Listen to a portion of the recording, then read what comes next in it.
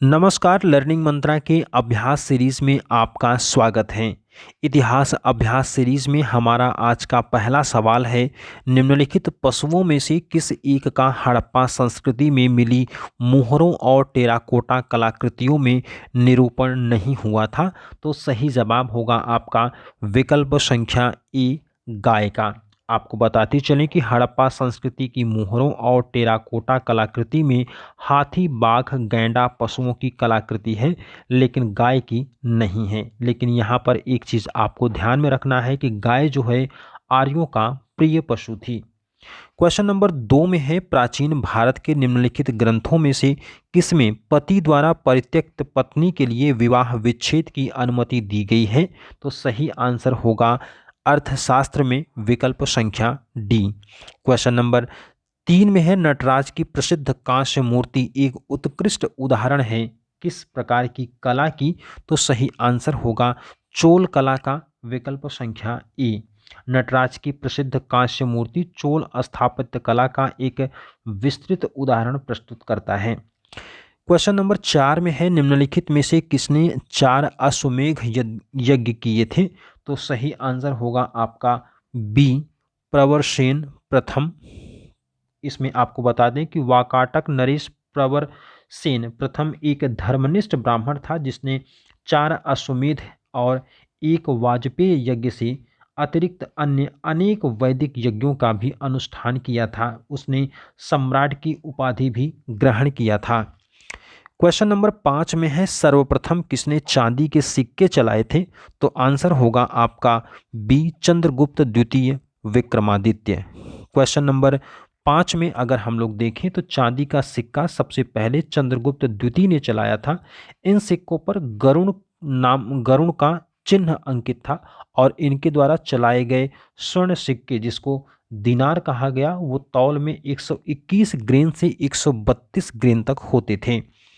Question number 6 में है, मीनाक्षी मंदिर कहाँ पर अवस्थित है? तो मीनाक्षी मंदिर जो है वो मदुरई में स्थित है, द्रविड़ शैली का बना हुआ है। क्वेश्चन नंबर 7 में है, निम्नलिखित में से कौन गुफा त्रिमूर्ति के लिए विख्यात है? तो त्रिमूर्ति के लिए विख्यात जो गुफा है वो है एलिफेंटा की गुफा। क्वेश्चन नंबर 8 में है, निम्नलिखित में से मौर्य कला का सबसे अच्छा नमूना कौन सा है? तो आंसर होगा आपका ए, यानी कि स्तंभ। आपको बताते चले कि स्तंभ मौर्य युगीन वास्तुकला के सबसे अच्छे उदाहरण हैं। Sir John Marshall, Percy Brown, Stella Kramrisch जैसे विद्वान इन्हें ईरानी स्तंभों की अनुकृति बताते हैं, लेकिन यह समीचीन नहीं है। क्वेश्चन नंबर 9 में है, निम्नलिखित में से कौन सा रथ मंदिर सबसे छोटा है? तो आंसर इसमें होगा आपका ए, द्रौपदी रथ। क्वेश्चन नंबर 10 में है, आयुर्वेद अर्थात जीवन का विज्ञान का उल्लेख सबसे पहली बार कहाँ पर मिलता है? तो आंसर आपका इसमें डी सही हो जाएगा, अथर्ववेद में। वैसे तो आयुर्वेद ऋग्वेद का एक उपवेद माना जाता है, लेकिन अथर्ववेद में भी तमाम औषधियों, टोने टोटके, तंत्र मंत्र इत्यादि का वर्णन वहाँ पर मिलता है। क्वेश्चन नंबर 11 में आपको सुमेलित करना है। यहाँ पर आपको कुछ पुस्तकों और उनके रचयिताओं के नाम दिए गए हैं। सही आंसर जब आप मैच करके लगाएंगे तो आंसर आपका इसमें ए सही हो जाएगा। क्वेश्चन नंबर 12 में है, the roots of ancient India के लेखक कौन थे? तो the roots of ancient India के लेखक हैं W.A. Fair service. आंसर आपका इसमें सी सही होगा। क्वेश्चन नंबर 13 में सूची 1 और 2 को मैच करवाना है। सूची 1 और 2 को मैच करवाने के बाद आपका सही जवाब होगा विकल्प संख्या ए। क्वेश्चन नंबर 14 में है, जो यहाँ है वह अन्यत्र भी है, जो यहाँ नहीं है वह कहीं नहीं है, यह निम्नलिखित में से किस ग्रंथ में कहा गया है? तो आंसर होगा आपका बी, महाभारत में। क्वेश्चन नंबर 15 में है, निम्नलिखित में से किसकी तुलना मैकियावली के प्रिंस से की जाती है? तो सही जवाब इसमें होगा आपका बी, कौटिल्य के अर्थशास्त्र की। क्वेश्चन नंबर 16 में है, संस्कृत के कवि और नाटककार कालिदास का उल्लेख कहाँ पर हुआ है? तो इसमें आपका सही जवाब होगा ए, पुलकेशियन द्वितीय के ऐहोल अभिलेख में। हम आपको बता दें कि रवि कीर्ति द्वारा रचित पुलकेशियन द्वितीय के ऐहोल अभिलेख में पुलकेशियन द्वितीय की उपलब्धियों का वर्णन मिलता है। इसी अभिलेख में संस्कृत के कवि और नाटककार कालिदास का भी वर्णन हुआ है। क्वेश्चन नंबर 17 में है, ईसवी सन के पूर्व की कुछ शताब्दियों में निम्नलिखित में से किन शासकों ने गिरनार क्षेत्र में जल संसाधन व्यवस्था की ओर ध्यान दिया था। तो यहाँ पर आपको 4 शासकों के नाम दिए गए हैं। कोड की सहायता से आपको सही आंसर लगाना है। आंसर आपका हो जाएगा विकल्प संख्या बी, 2 और 3। क्वेश्चन नंबर 18 में है, विष्णु के किस अवतार को समुद्र से पृथ्वी का उद्धार करते हुए अंकित किया जाता है। तो आंसर इसमें आपका होगा विकल्प संख्या सी, वाराह अवतार को। क्वेश्चन नंबर 19 में है, प्राचीन काल में आर्यों के जीविकोपार्जन का मुख्य साधन क्या था। तो सही आंसर होगा आपका ए, कृषि। क्वेश्चन नंबर 20 में है, सबसे प्राचीन भारतीय साहित्य वेद हैं। कुल वेदों की संख्या कितनी है। तो यहाँ पर वेदों की संख्या बतानी है। आंसर आपका ए होगा, वेदों की कुल संख्या 4 है। क्वेश्चन नंबर 21 में है, कौटिल्य का अर्थशास्त्र है क्या। इसमें कौटिल्य के अर्थशास्त्र का प्रकार बताना है। तो आंसर आपका हो जाएगा विकल्प संख्या डी, शासन के सिद्धांत की एक पुस्तक। क्वेश्चन नंबर 22 में है, निम्नलिखित में से कौन एक शैलकृत स्थापत्य का उदाहरण है। तो यहाँ पर आंसर होगा आपका कैलाश मंदिर, अलोरा।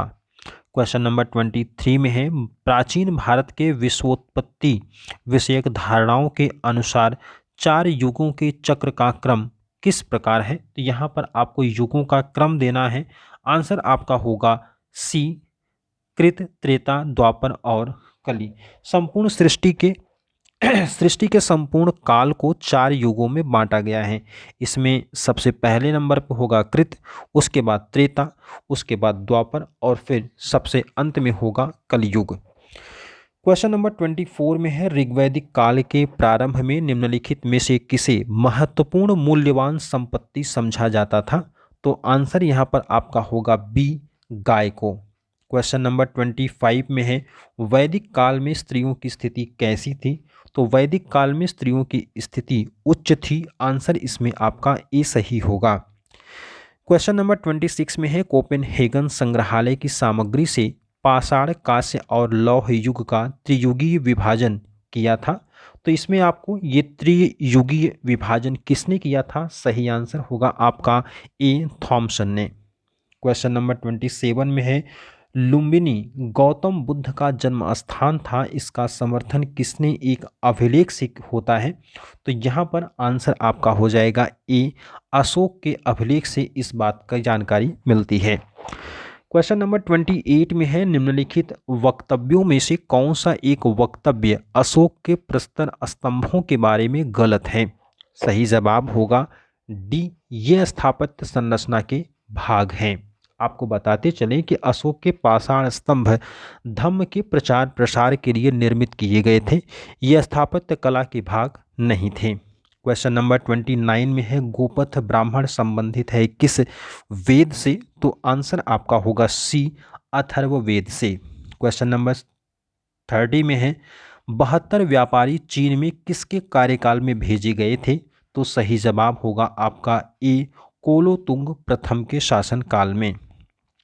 क्वेश्चन नंबर 31 में है, कैसेय शब्द का प्रयोग किया गया है किसके लिए। तो कैसेय शब्द का प्रयोग किया गया है रेशम के लिए। आंसर आपका सी सही होगा। कैसेय शब्द का प्रयोग रेशम के लिए किया जाता है। इससे निर्मित उच्च स्तरीय वस्त्र जिसे साधु या सन्यासी धारण करते थे उसे दुकुल या कौशेय कहा जाता था। क्वेश्चन नंबर 32 में है, निम्नलिखित में से राज्य के सप्तांग सिद्धांत के अनुसार राज्य का 7वां अंग कौन सा था। तो सप्तांग सिद्धांत के अनुसार राज्य का 7वां अंग मित्र था। आंसर आपका सी सही हो जाएगा। क्वेश्चन नंबर 32 के तहत अगर आप ध्यान दें तो राज्य के सप्तांग सिद्धांत के अनुसार राज्य के 7 अंग थे, जिसमें स्वामी, अमात्य, कोष, दुर्ग, जनपद, बल और मित्र होता था। क्वेश्चन नंबर 33 में है, चंपा किस महाजनपद की राजधानी थी। तो चंपा जो है वो अंग की राजधानी थी? आंसर इसमें डी सही होगा। क्वेश्चन नंबर 34 में है, अशोक के जो प्रमुख शिलालेख है यानी कि रॉक एडिक्ट्स संगम राज्य के विषय में हमें बताते हैं, उनमें से कौन सम्मिलित है? तो आंसर आपका इसमें सी सही होगा, दूसरा और 13वां शिलालेख। क्वेश्चन नंबर 35 में है, अशोक राम विहार निम्नलिखित में से किस स्थान पर स्थित था? तो सही जवाब होगा आपका बी, पाटलिपुत्र में। क्वेश्चन नंबर 36 में है, बौद्ध, हिंदू और जैन शैलकृत गुफाएं पाई जाती हैं कहाँ पर? तो ये पाई जाती हैं एलोरा में, विकल्प बी। क्वेश्चन नंबर 37 में है, निम्नलिखित में से कौन सा एक सही सुमेलित है? तो यहाँ पर आपको कौन सा सही सुमेलित है ये बताना है। आंसर आपका इसमें डी सही होगा, पांड्य मदुरै से। तो यहाँ पर हम आपको बताते चलें कि दक्षिण के पांड्य राजवंश की राजधानी मदुरै थी, काकतीय वंश की राजधानी वारंगल, होयसल वंश की द्वार समुद्र और यादव वंश की राजधानी देवगिरी थी। क्वेश्चन नंबर 38 में है, तुम्हारा अधिकार कर्म है, फल की प्राप्ति पर नहीं, यह निम्नलिखित में से किस ग्रंथ में कहा गया है? तो सही जवाब होगा आपका सी, गीता में। क्वेश्चन नंबर 39 में है, निम्नलिखित में से कौन अपने पिता के अभियानों के क्रम में सैनिक छावनी में पैदा हुआ था? तो सही जवाब होगा आपका ए, अमोघ वर्ष। क्वेश्चन नंबर 40 में है, किसके शासन काल में मेगास्थनीज भारत आया था? तो मेगास्थनीज जो है वो चंद्रगुप्त मौर्य के शासन काल में आया, आंसर आपका सी सही होगा। क्वेश्चन नंबर 41 में है, ब्रिटिश राजदूत के रूप में सर थॉमस रो भारत आया था शासन काल में, तो किसके शासन काल में आया था? तो आंसर आपका हो जाएगा सी, जहांगीर के शासनकाल में। क्वेश्चन नंबर 42 में है, सूची 1 और 2 को मैच करवाना है, मैच करवाने के बाद आपका सही जवाब हो जाएगा क्वेश्चन नंबर 42 में सी, 3412। क्वेश्चन नंबर 43 में है, छत्रपति शिवाजी किस मराठा घराने से संबंधित थे? तो छत्रपति शिवाजी जिस मराठा घराने से संबंधित थे उसका नाम था भोंसले, विकल्प संख्या डी। क्वेश्चन नंबर 44 में है, मध्यकाल में सर्वप्रथम भारत से व्यापार संबंध स्थापित करने वाले कौन थे? तो आंसर इसमें आपका होगा डी, पुर्तगाल। क्वेश्चन नंबर 45 में है, वह पहला मुगल शासक कौन था जिसने अपने सैन्य विजय अभियान में तुलगमा रणनीति का प्रयोग किया था? सही जवाब होगा आपका डी, बाबर ने। आपको बता दें कि बाबर पहला मुगल शासक था जिसने अपने सैन्य विजय अभियान में तुगलमा युद्ध नीति का प्रयोग किया था। ऐसा उसने पानीपत के प्रथम युद्ध में किया था। इस युद्ध में बाबर ने तोपों को सजाने में उस्मानी विधि यानी कि रूसी विधि का प्रयोग किया था। बाबर में तुलगमा युद्ध पद्धति उज्बेकों से ग्रहण किया था। क्वेश्चन नंबर 46 में हल्दी घाटी की लड़ाई किनके बीच लड़ी गई थी? तो हल्दी घाटी की लड़ाई जो है वो अकबर और महाराणा प्रताप के बीच में लड़ी गई थी, आंसर सी सही होगा।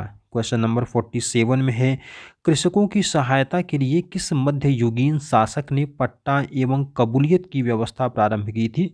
तो सही जवाब इसमें हो जाएगा डी, शेरशाह सूरी ने।